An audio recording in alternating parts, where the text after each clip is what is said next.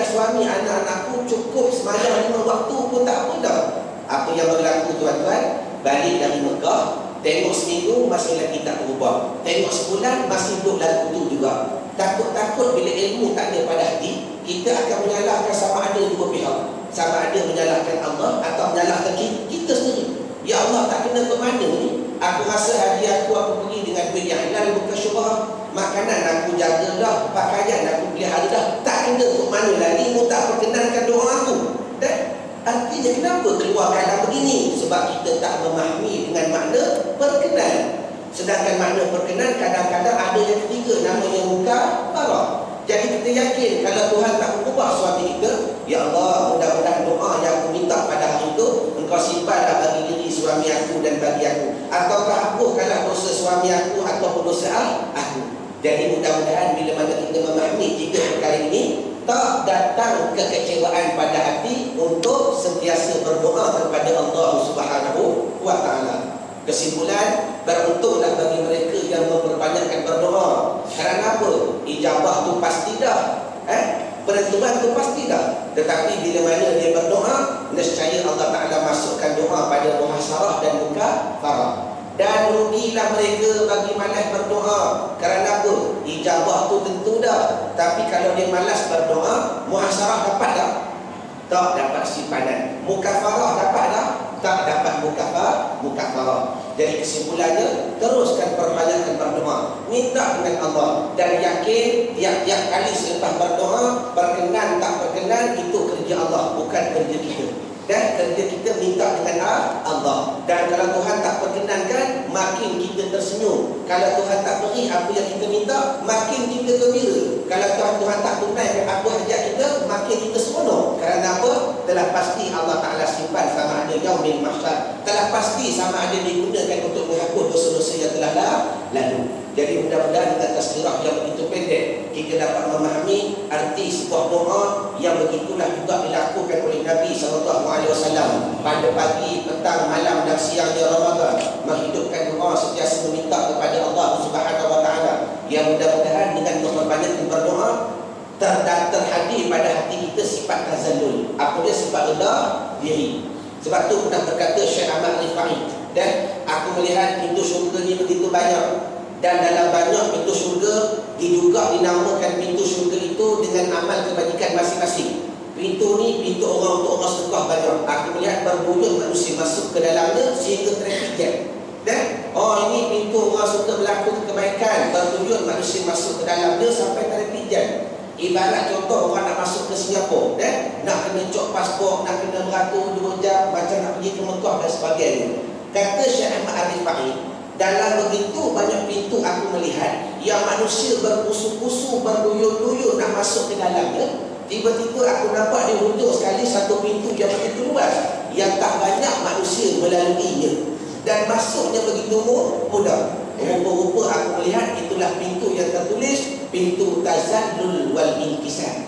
Apa makna tazallul? Pintu orang-orang yang merendahkan diri kepada Allah Subhanahu wa Ta'ala. Pintu ni tuan-tuan tak ramai orang yang nak masuk. Sebab itulah tu pintu paling mudah. Masuk ke traffic jam tak ada, halangan pun tak ada, manusia pun tak ramai. Kerana apa? Menjadi pilihan Allah Ta'ala bagi mereka yang sentiasa merendahkan diri. Maka di antara tanda orang merendahkan diri, memperbanyakkan minta dengan Allah Ta'ala, dengan minta menjaga hati, dengan minta menzahirkan akidah, tauhid dan sebagainya.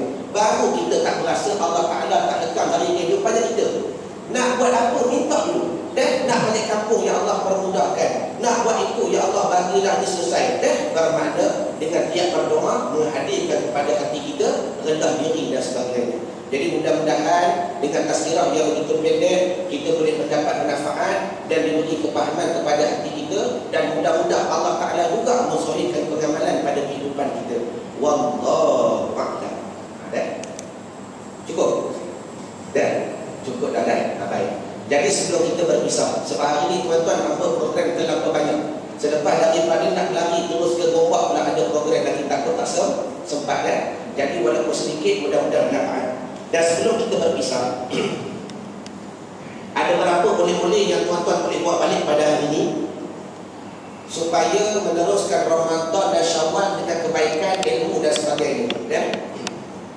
Oleh-oleh yang pertama yang tuan-tuan boleh buat balik pada hari ini, biarlah tahun lepas pun dah beli, tahun ni beli lagi sebab dah rosak sini contoh. Bismillahirrahmanirrahim. Oleh-oleh yang pertama yang tuan-tuan boleh dapatkan pada hari ini, yang tahun lepas tak dapat, tahun ni wajib beli. VCD yang pertama yang bertajuk Mahram, pada bicarakan sedebuahnya beras segantangnya dosa. Yang VCD ni tuan-tuan mengajar kepada kita dengan whiteboard, dengan kaedah, dengan tulisan, dengan nota yang tuan-tuan boleh melihat akan dia. Kaedah belajar bagaimana untuk mengira harga sedebuahnya beras, belajar untuk mengira bagaimana masalah fidyah dan sebagainya. Kerana apa? Hamba buat satu masalah yang ringkas. Ramai para suami, ramai para laki-laki dia beranggapan, dia kata, Ustaz, saya daripada akhir balik sampai kepada sekarang mana nak tinggal puasa contoh. Sekiranya saya tak nak tinggal puasa, maka mana mungkin saya tidak bayar fidyah, katanya seorang laki-laki.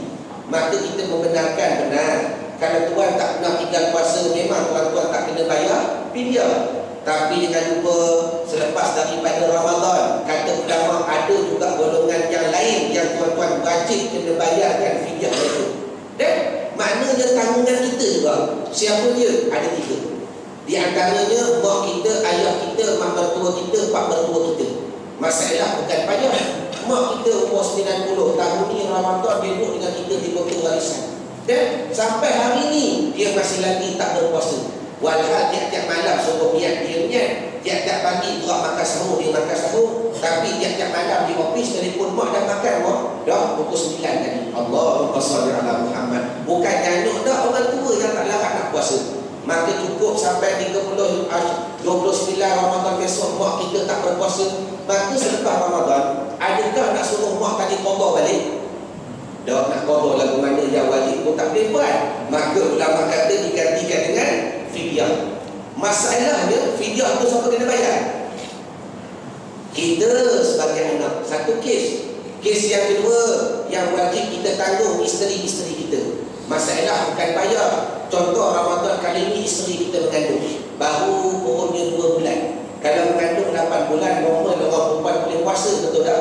Tapi kalau 2 bulan ni tuan-tuan, dengan mengidamnya lah, dengan muntah-muntahnya lah, sebab tu muslimat kena mengaji. Ilmu mengidam ni kita boleh transfer dekat suami. Dan ni kadang-kadang bila mengidam benda pelik-pelik, nak makan buah beruang dah, nak cari mana buah beruang, Allahu Akbar kan. Kalau nak makan roti canai kita boleh pergi cari, nak makan baby kari boleh cari, nak makan buah beruang nak cari mana, Allahu Akbar.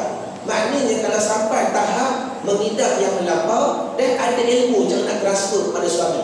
Dan biar suami mengidam, nak cari dia cari sendirilah, ikut dia motorkar ada, kereta ada, contoh kan. Kita melenggang bawa perut saja. Allahumma shalli ala Muhammad. Baik. Artinya mengandung 2 bulan tak boleh puasa.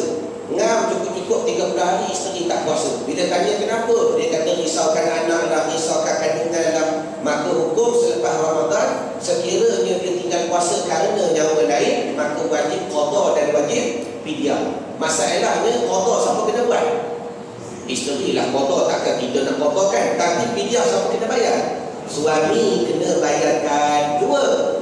Yang ketiga, walaupun tuan-tuan para suami tak pernah kena bayar fidyah, ada juga golongan yang lain yang wajib kita kena tanggung. Siapa dia? Ni bawah kaki kita, anak kita dan sebagainya. Contoh balik rumah nanti, kalau umur 17 dah, Ramadan tahun lepas tinggal 7 hari sebahid dah nanti duduk, Allah dia tak ganti lah, tak usah bagi tahu ni deh. Contoh 6 hari tahun lepas tak ganti lagi sampai Ramadan yang lain. Maka hukum bila dah masuk Ramadan yang lain, sekiranya tak diganti, wajib kena denda jadi fidyah. Berapa cukup? 6 cukup. Kita tak ada mak 30, isteri 30, anak 6 cukup, semuanya 36. Dah tahu jumlah cukup, kena tahu pula berapa harga secukup. Dan sebab itulah tuan-tuan, kalau tak tahu berapa harga secukup, mana mungkin nak bayar fidyah. Betul tak? Tuan baju purple, harga secukup berapa tahu? RM3. Laju jawab Allahumma shalli. Mak baju putih harga secukup berapa? Kalau boleh jawab nak bagi free. Kalau tak boleh jawab wajib beli. Asal lagi Allahumma shalli ala Muhammad. Ni satu permasalahan. Artinya takkan selama 30 tahun kita berpuasa, tak pernah sekali pun kita mengetahui masalah harga secukup. Jangan masalah harga secukup, qada secukup Apa pun hari ni kita tak boleh jawab. Ni tiap-tiap tahun tuan-tuan